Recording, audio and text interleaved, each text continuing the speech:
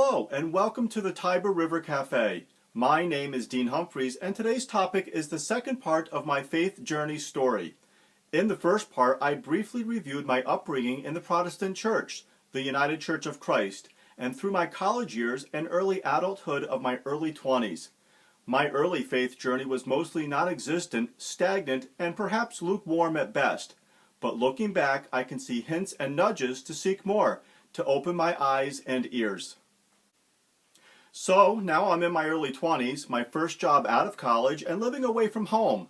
I felt called to the married life and wanted a life partner, someone to love and someone to love me.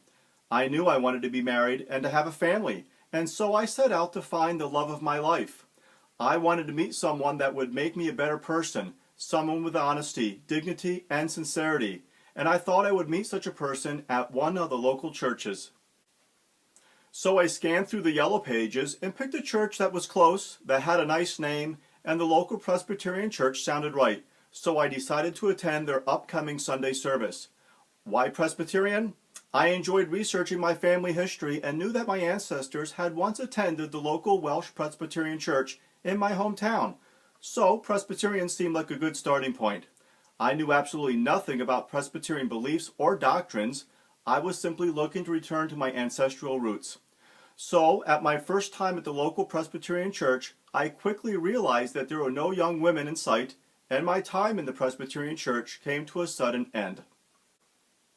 But several months later, I was introduced to a girl, Lisa, who was the maid of honor at my co-worker's wedding. We went out on a date, which I thought went very well, dinner and a movie, only to find out later she wasn't interested, but agreed to a second date only at the prompting of her mother. And now we've been married for over 20 years. Around the time that we started dating, I decided that I did not want to spend the rest of my life wearing a business suit and carrying a briefcase, so I started to explore other career options. Then one afternoon I was in my apartment by myself, and clear as day I heard the words, "Be a nurse." I will never forget that day. The words were so clear, like someone was standing next to me. Looking back, I can see that God was calling me to my vocation. The message was very clear, but I knew absolutely nothing about nursing, so I started researching about the profession and liked what I was reading. The occupation seemed to fit my personality.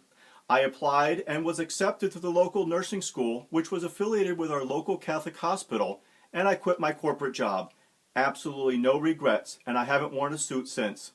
Becoming a nurse has been one of the best decisions of my life. I have one of those jobs that I would continue to do for free.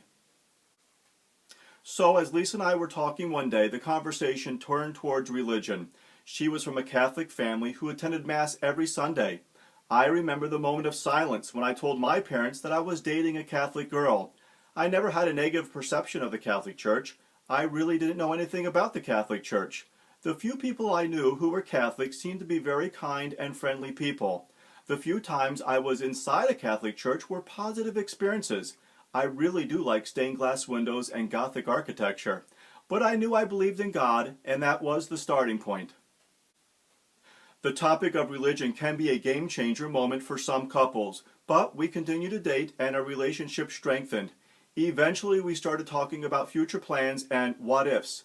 And eventually the topic about religion came up again. If I ever got married, like there was any choice at this point, I definitely knew I would want to raise our family under one faith. And since I obviously wasn't staunchly Protestant, I would, with a big gulp, convert to the Catholic faith. We had already been attending her parish for the past several months. Interesting, I remember thinking at the time that the church of my youth seemed more Catholic than the Catholic church we were attending. My former Protestant church, St. John's, well over 100 years old, had 2 stories of a very large stained glass windows on both sides of the sanctuary, rows of wooden pews with hymnals, a large picture of Jesus, and a massive organ behind the altar area where the choir stood. The Catholic church Lisa and I attended, ironically also called St. John's, had chairs but no kneelers.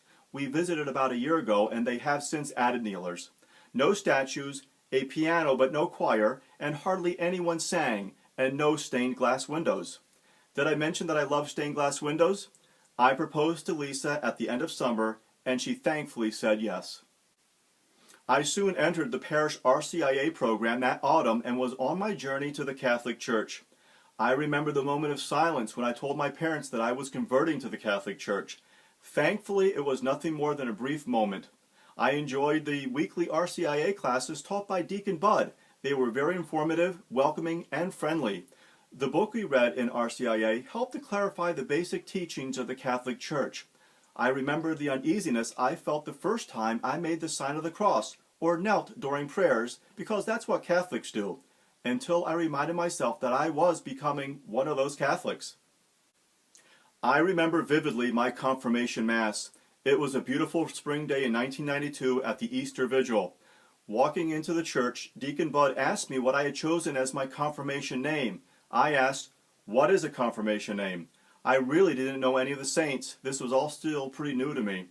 And since it was close to St. Patrick's Day, I chose Patrick as my confirmation name.